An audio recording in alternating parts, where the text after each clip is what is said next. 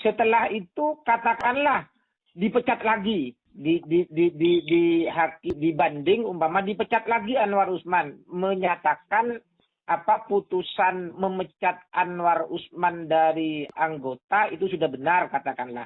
Ini kan juga harus ditindaklanjuti juga dengan pencabutan SK sebagai hakim MK kepada Anwar Usman.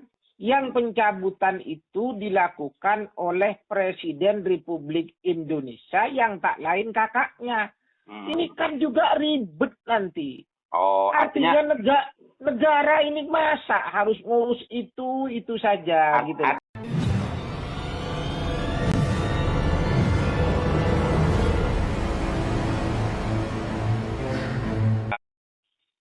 Assalamualaikum Pak calon doktor.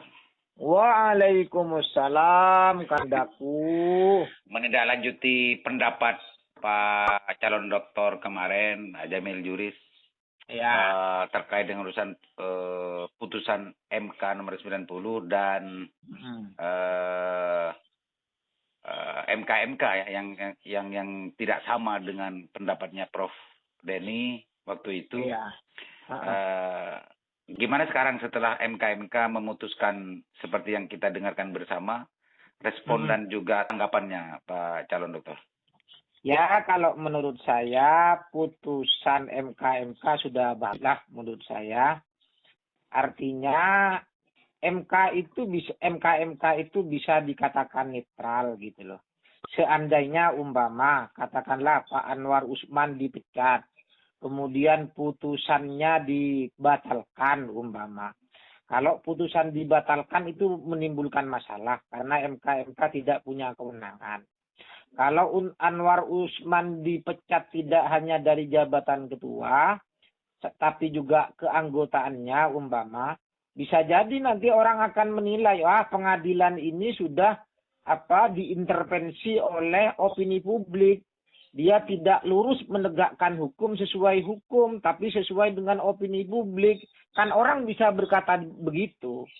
Saya yakin Prof. Jimli ini orang yang memang pakar ketatanegaraan, pakar hukum, dan sudah bijak dan wise lah di dalam memutus, saya pikir. Tidak emosional. Kok bisa menyimpulkan begitu? Bukankah anggapan dan kesimpulan yang tadi itu justru itu yang sebagaimana dissenting opinion dari satu anggota majelis MK memang begitu kan, tidak lurus sebagaimana peraturan per MK atau apa itu, bahwa yang sebetulnya ketika sudah disimpulkan dan terbukti pelanggaran berat maka diberikan tidak terhormat dari hakim kan, begitu. Iya. Menurut saya sanksi yang diberikan kepada Anwar Usman itu menurut saya sudah tepat gitu loh, sudah bagus. Karena begini juga, seandainya dipecat, selain mungkin juga orang akan menyangka tunduk pada opini publik, juga kasus ini akan terus berlarut-larut juga. Bagaimana kalau Anwar Usman banding umpama kepada MKK umpama. Setelah itu katakanlah dipecat lagi dibanding umpama dipecat lagi Anwar Usman, menyatakan putusan memecat Anwar Usman dari anggota itu sudah benar katakanlah. Ini kan juga harus ditindaklanjuti juga dengan pencabutan SK sebagai hakim MK kepada Anwar Usman. Yang pencabutan itu dilakukan oleh Presiden Republik Indonesia yang tak lain kakaknya. Ini kan juga ribet nanti. Oh, artinya negara ini masa harus ngurus itu saja gitu. Artinya dari situlah sebetulnya Pak calon dokter melihat komposisi putusan dari MK hari ini betul-betul menutup upaya dari Anwar Usman untuk melakukan banding dan putusan ini sudahlah. Menurut saya sudah selesai. Ya, kasus ini selesai. Ayo kita kerja lain. Negara ini ayo kita berjalan mengerjakan hal-hal yang lebih manfaat lagi. Tidak ribut soal itu saja gitu loh menurut saya. Pemilu ini biar kemudian berjalan. toh akibat dari putusan MK itu juga tidak dibatalkan, capres-cawapresnya juga bisa berjalan, dan itu masih pencalonan loh. Pak Prabowo, Pak Gibran itu juga belum jadi kok. Masih ada kemudian pemilihan yang dilakukan oleh masyarakat gitu.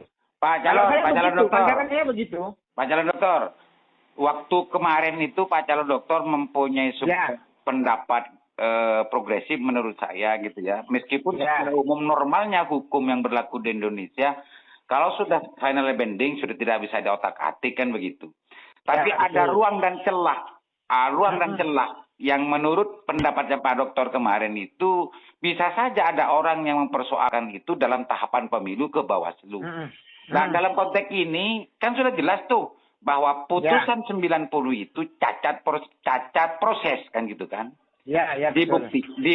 Dibuktikan dengan putusan MK. Nah, ini bagaimana menurut Pak calon dokter ini? Menurut saya ada celah sebetulnya oleh partai politik yang lain atau peserta pemilu yang lain untuk menggugat SK penetapan KPU itu kepada Bawaslu. Tetapi apakah akan ada calon yang lain atau partai politik yang akan menggugat? Saya yakin tidak akan ada itu. Kok bisa memastikan begitu? Bukankah itu bagian dari celah yang sebetulnya diberikan? Ya celah memang, celah. Tetapi saya yakin tidak ada. Katakanlah pasangan Prof Mahfud sama Ganjar mau menggugat. Apakah mungkin? Pasangan Amin mau menggugat. Apakah mungkin? Atau partai politik kan subjek hukum yang bisa melakukan gugatan kan hanya peserta pemilu.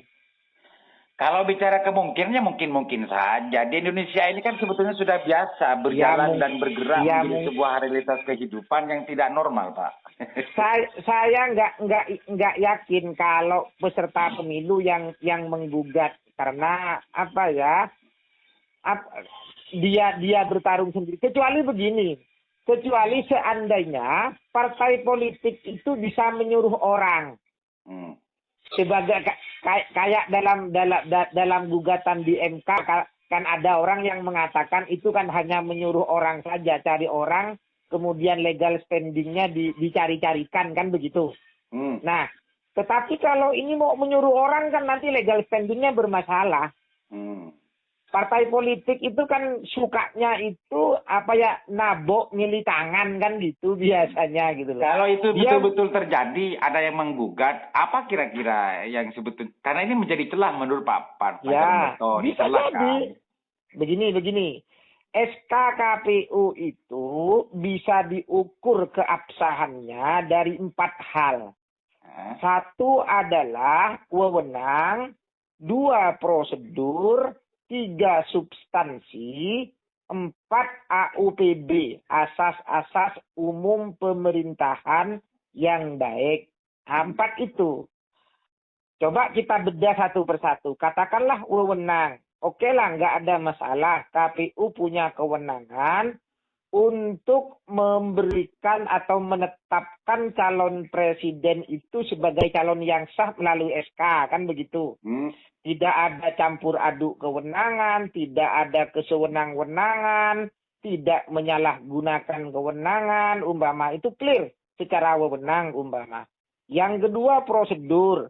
Selama syarat-syarat yang diberikan oleh pasangan calon itu sudah terpenuhi semua, prosedurnya sudah dilakukan, ya wajib KPU menerima, gitu loh.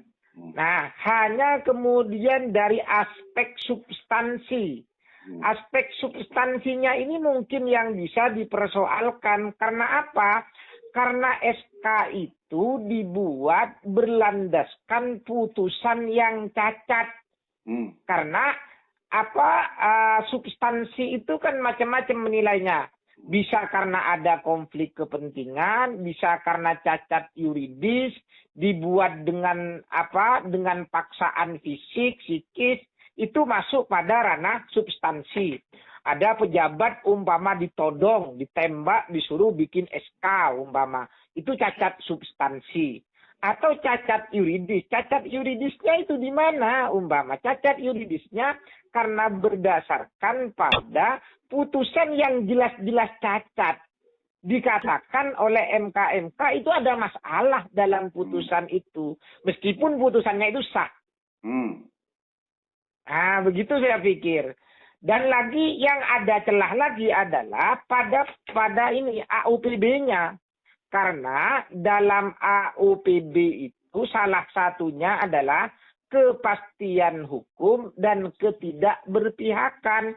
Kalau kemudian orang memaknai umpama dalam SK penetapan calon presiden ini terdapat ketidakpastian hukum karena masih mengandung perdebatan, maka itu pun juga harus diuji ke Bawaslu dan ke Pengadilan Tata Usaha Negara. Kalau Bawaslu tidak selesai, kan begitu. Uji saja keabsahan itu.